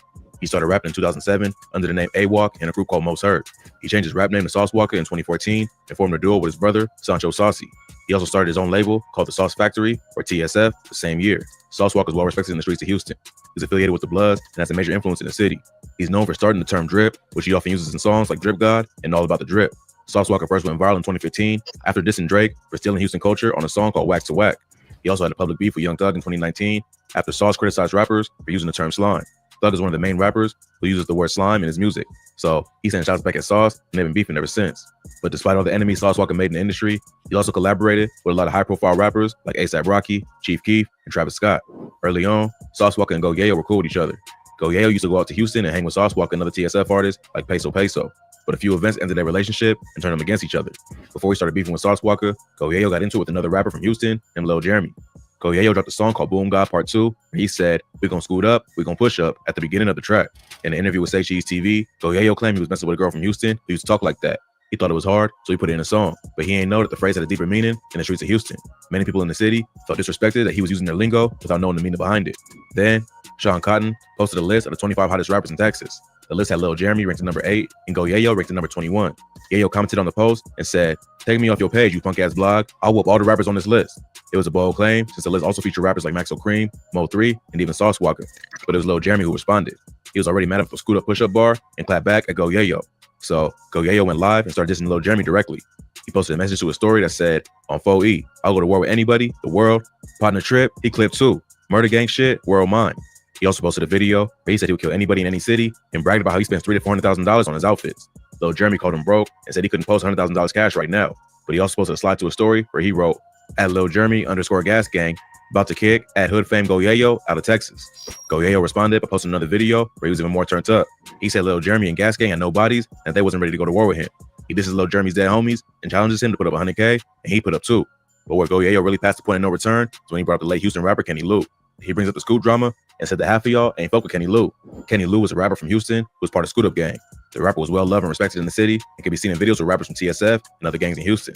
In November 2018, Kenny Lou was shot to death while sitting in a Mercedes-Benz with another Houston rapper named Ghost. They was in the parking lot of Club Onyx, a strip club on the 3100 block of Bering near Richmond Avenue. As soon as they entered the parking lot, 2 shooters in dark clothes ran up to the car and started firing shots from behind. They let off at least 13 shots, killing them both instantly. Kenny Lou's death was a major blow to the city. He had a huge buzz in Houston, and many thought he was the next local rapper to make it big. He was working on his album at the time, he was killed, and never got a chance to reach his full potential. Yayo met Kenny Lou through Sauce Walka. So when he started going at Lil Jeremy, he claimed they wasn't really cool with Kenny Lou like that. Scooter was Kenny Lou's thing, which is why people got so mad at Yayo for saying it. Yayo says he heard the term from Kenny Lou, but ain't know it was connected to street shit, because he thought Kenny Lou was part of TSF. By bringing up Kenny Lou, Yayo pissed off the whole city of Houston. He claims he wasn't dissing Kenny, only Jeremy. But many in Houston still saw it as a sign of disrespect. So after that, Yayo had problems with the entire city. In April 2020, Yayo was in Houston with his homies Murder Gang Brand and PB. They was driving around having fun, while Yayo was recording everything for IG Live. At one point, he even revealed their location in the 3rd Ward neighborhood of Houston. While on live, Murder Gang PB started seeing people in the comments saying that Yayo wasn't good in Houston, but he ain't know it was serious beef. They pulled up to a Jack in the Box to get some food, and some dudes came and confronted them. It's not clear what was said, but about 5 minutes later, someone sprayed their car with bullets. Murder Gang Brand was shot in the arm, but no one else in the car was hit. They pulled into the parking lot of a Chick-fil-A to try and get help, but the employees locked the door and refused to let them in. Police arrived not long after, but unfortunately, Brand ain't make it. So at that point, it was an all-out war between Yayo and the city of Houston. Sauce Walka stayed neutral and wasn't publicly beefing with Yayo. But the more problems he had with other rappers in Houston, the harder it became for them to maintain a relationship. The final straw came after Yayo had his chain snatched in LA. Yayo was in LA with his baby mama when he was allegedly set up and robbed for his jewelry. After the incident, his girl got on social media and broke down what happened. She explained how they was in LA with no guns because they couldn't bring him on a flight. Yayo ain't have smoke with no one in LA, so they didn't think it was a problem. They ended up linking with one of Yayo's homies who was Mexican. They chilled with him for a while, but eventually left to get something to eat. When they came back to the same spot about 5 minutes later, 2 random cars pulled up behind them. Yayo's homie's car was parked right in front of them, so they couldn't drive away. A bunch of armed men jumped out of the car and walked Yayo's homie back to his own whip. Then they pointed their guns at Yayo and said they was gonna shoot his baby mama if he didn't give up his jewelry. They was basically trapped with nowhere to go and had no way to protect themselves. So he had to give them what they wanted. It sounds like she suggests it was a setup. They was parked not far from the Hollywood Walk of Fame in the tourist area where random robberies ain't common. Plus, the 2 cars that pulled up seemed to already know where they were and who was in the car. Yayo accepted the L, but of course, his ops used that as a way to disrespect him. Right after the robbery, Yayo and Sauce Walka started beefing online. According to Yayo, the tension really started before the robbery, when he started calling himself the King of Texas. He says he was just feeling himself and wasn't trying to diss anybody. But Sauce Walka considered himself the King of Texas and started tripping when he claimed that title. Then, in August 2020, Yayo dropped a diss song called No Quiz, The Truth, where he took shots at other Texas rappers who was dissing him. He must have felt the pressure after getting clowned for being robbed and decided to make a song to prove he wasn't backing down.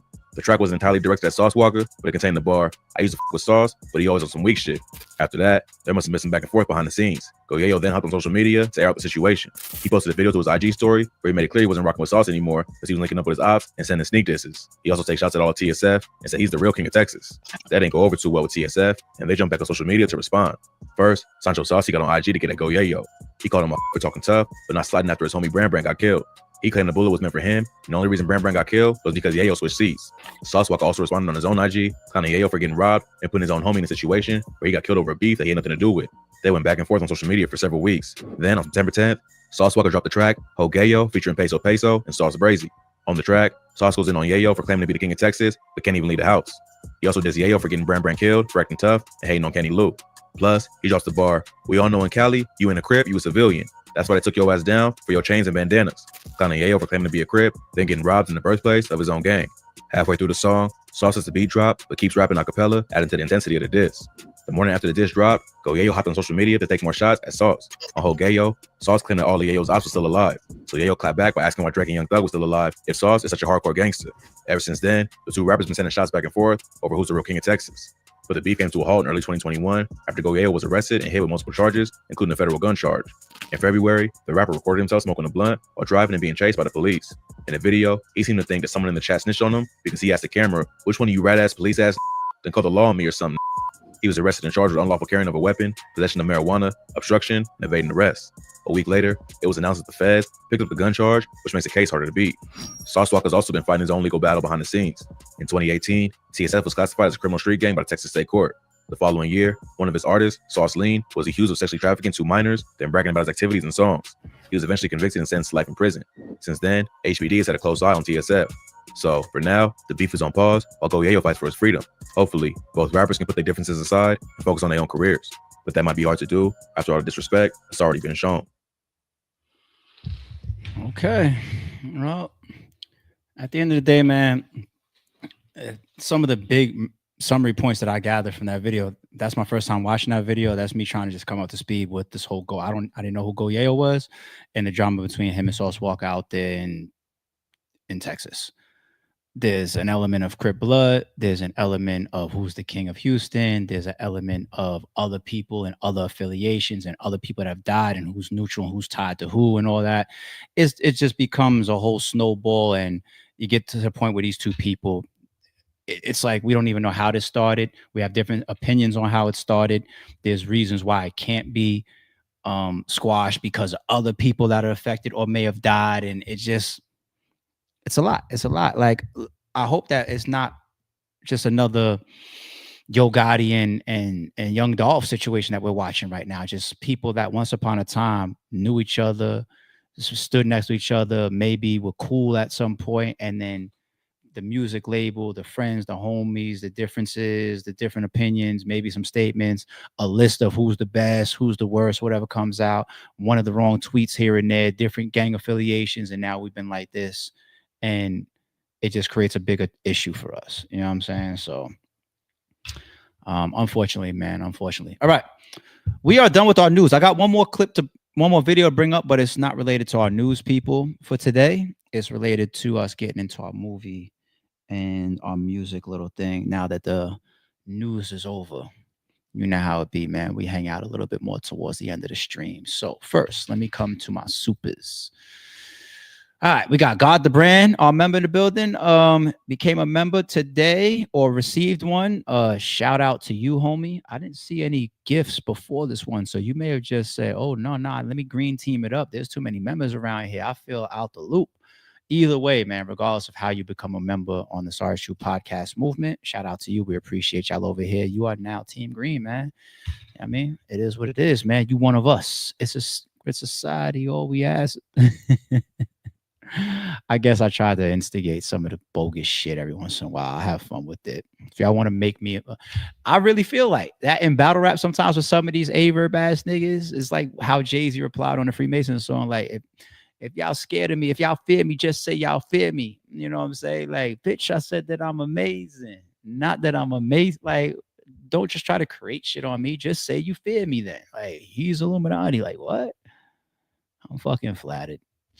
Battle Rap Fanatic is super solid. Yeah, so that's when we was going through our list of the chat weighing in on gatekeepers, then people who we should trust to keep goofy people off of their platforms, not platform goofiness, and that we can trust to go to when it's up or when there's things going in the culture, and to provide a level of governance, even though none of us are perfect, right? But I see this here once again. Shout out to you. Between Rounds TV, I remember he gifted 5 of these joints. What time was this, people? At 10:29. So about an hour ago. Between Rounds TV threw out 5 of these things, man. That's not the middle of the stream, is it? Yeah, that's pretty much the middle of the stream. They happen, especially Monday through Friday. There's a couple people that start the streams with them 6 a.m. when we're here, when we get live. And as you guys see, sometimes people put them out in the middle of the streams, end of the streams. It's kind of that you had to be there. Between Rounds TV, man. Salute, G. As always, one of our devout members, Green Team, and all that. Craig OG sent a 5 spot across. Said, salute ARP and family, headed off to morning worship. Appreciate you, homie. Thank you. And I hope that nothing that we do over here interferes with any of your practices or morning worship, man, because sometimes we get a little bit dirty over here. You know what I'm saying? But I appreciate you, man. And you know, I love, some of y'all know where I'm from the gate. I'm Staten Island, New York. So I love the D4 picture. You know what I'm saying? I love it. I love it. I love it. I love it. I'm actually a little bit disrespecting on where I'm from because I haven't listened to Ray's new album yet. I'm probably going to play it in the gym today. Now I think about it.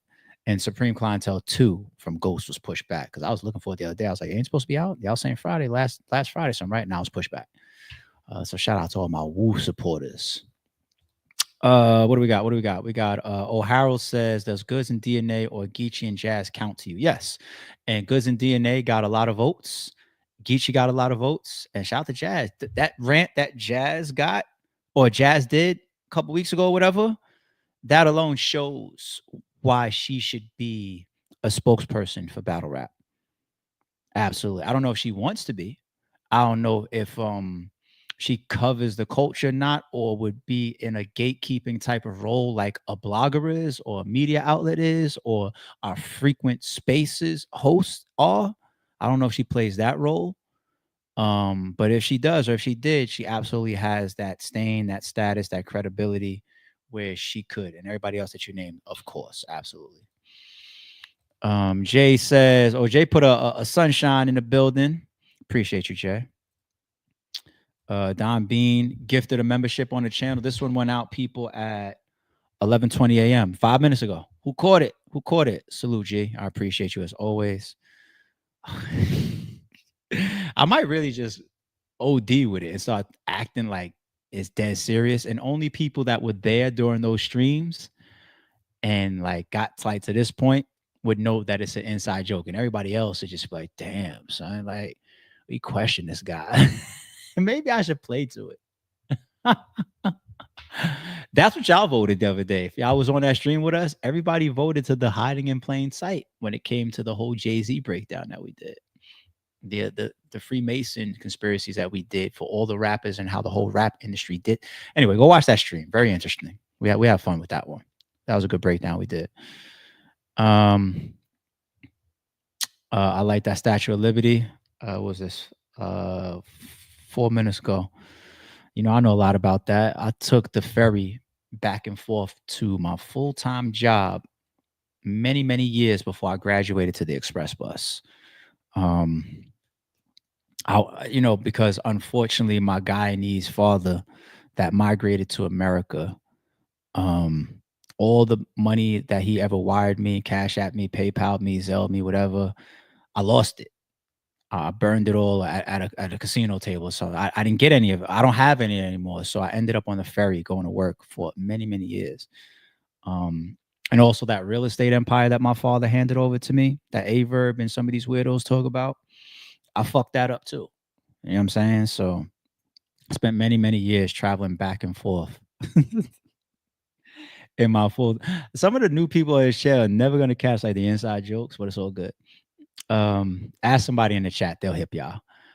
Many years that I spent going back and forth from Manhattan to Staten Island, traveling to work in my buttoned up shirt. Some years I wore a tie, my shoes on. Eastlands I wore a lot. I wore Eastlands in school sometimes too when we was on our pretty boy shit. You know what I'm saying? But Eastlands, shoes, North Face jacket, North Face book bag to match. Might catch me transporting back and forth to work. You know what I'm saying? You might. As much as I'm a Staten Islander, I never went to the Statue of Liberty. See, shit like that to somebody that lives there ain't nothing. To a tourist, it's like, oh, let's go visit the Statue of Liberty. Let's go to Times Square. I'm working in Times Square. As many years I spent working in Midtown. I had an office in Midtown Manhattan.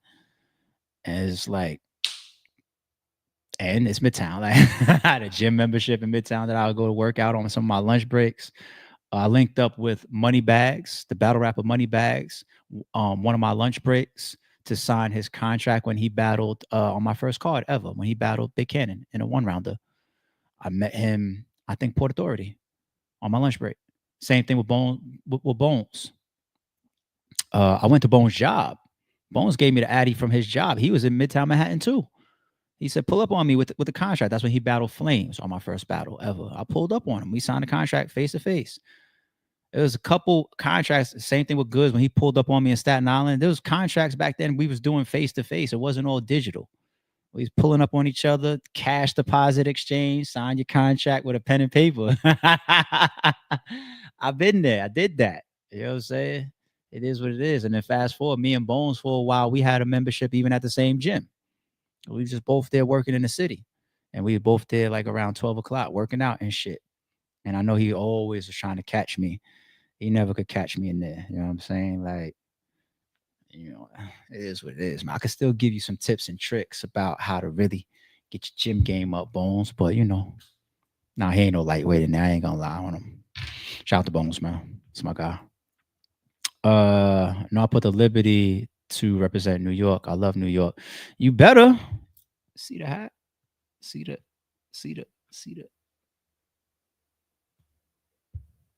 hat. I went baby blue on him this morning. Appreciate you, Jay. All right, movies and music. Because I got another clip for y'all, and then I got that Math Hoffa shit I was talking about earlier. Okay, that I said I really got mad at that. Like 3 weeks later, I'm tripping. I just got a question for y'all. Chat: is this movie in your top 10? Appreciate you, Tay. Is this movie in your top 10 of movies of all time? Scarface. This is the 2-disc anniversary edition that I have here, DVD. Yes or no, chat? Yes or no? Is Scarface in your top 10 best movies of all time? Don Bean says no. Karma Love says absolutely. Tay says definitely top 10. Jay says of course. Randall says of course. Sean says maybe top 20. Sassy says yes. I ain't asked you if New Jack is better. Stick to the script, robot. Uncle Sam says I would say yes. This is my second no I think I seen. The Moan TV says yes. As I lost that DVD, I'm sick. Go on eBay, homie. Go on Amazon. You get another one for like $20 or something. Grab that. Put that right back in the library, G. Oh, for sure. Say goodnight to the bad guy. How dare you, Don? Top 15 for Big Yella. Okay. All right, cool. So many of y'all say yes, it's in y'all top 10. A couple of y'all say top 20 to top 15. And very few of y'all say no, it's not. And all of that is cool. But a majority of the chat is like, yes. For me, it's absolutely in my top 10. I don't know if it's been pushed out of my top 3. I ain't going to try to do the movie thing right now. I know too many movies for me to even try that. But for you Scarface fans, being that I just got many of y'all to admit that it's in your top 10, this might be a treat for some of y'all. It definitely was for me yesterday. I saw this for the first time. This was a deleted scene. Let me know if y'all saw this. Oh, Rick. I watch you every day on TV. Oh, it's very nice. Thank you very much. Thank you. You know that 200-kilo DEA bus you was congratulating the cops for on the tube the other night?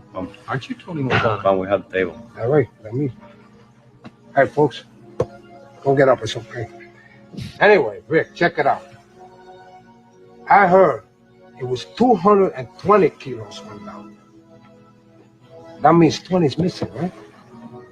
Ask your friends, the cops, about that. And keep up the good work, okay? Only don't believe everything you hear. Good meeting you. Have a nice dinner. Smart, you know that? Am I the only one? I caught it yesterday, so I said we bring it and share it to the stream for my movie heads. Did anybody else see that? Did y'all see that deleted scene? That comes, of course, from the epic scene in the restaurant. Girl, a bunch of fucking assholes. So some of y'all know on the back of my neck, that's one of my tats. You need people like me. I have that tattooed on me. I stole that phrase from this epic moment because I have so much depth of the meaning of that. You need people like me, right? The people that are willing to say what others won't, the people that are willing to identify the matrix, the people that are willing to go left when everybody else wants to cower and go right. I love the reasons why he was high or drunk or whatever in the restaurant, but I love the reasons why he was like, you guys is fake. You guys want to be sitting up here with your suits and ties in this restaurant and acting like you're not like me. But you motherfuckers are like me.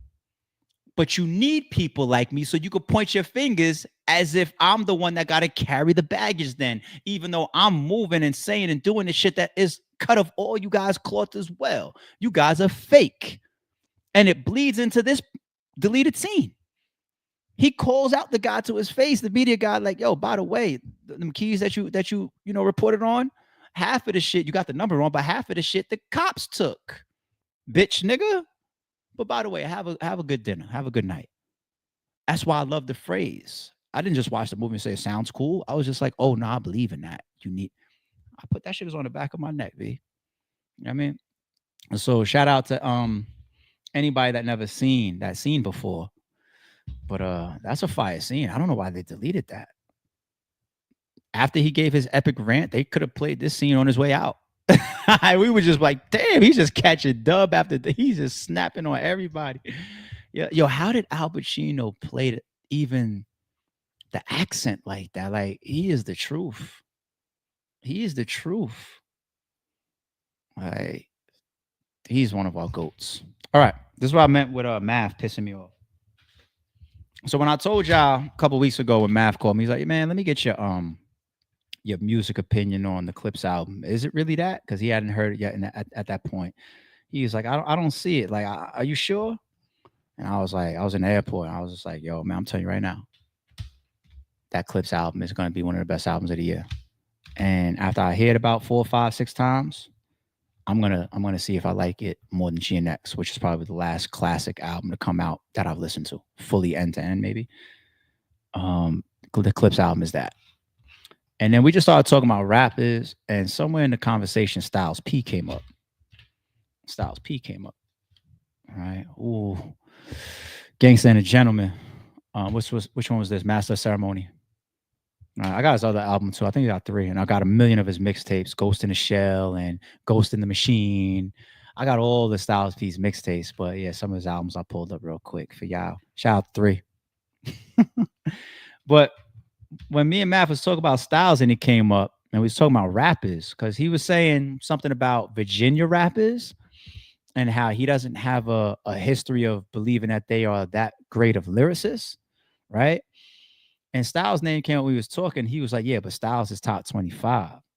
We might have been talking about that recent list that was published. And I was like, what you mean VA? Push is like in the top 50, right there in the class of people like a Styles P, whatever. He was like, he just disagreed with me.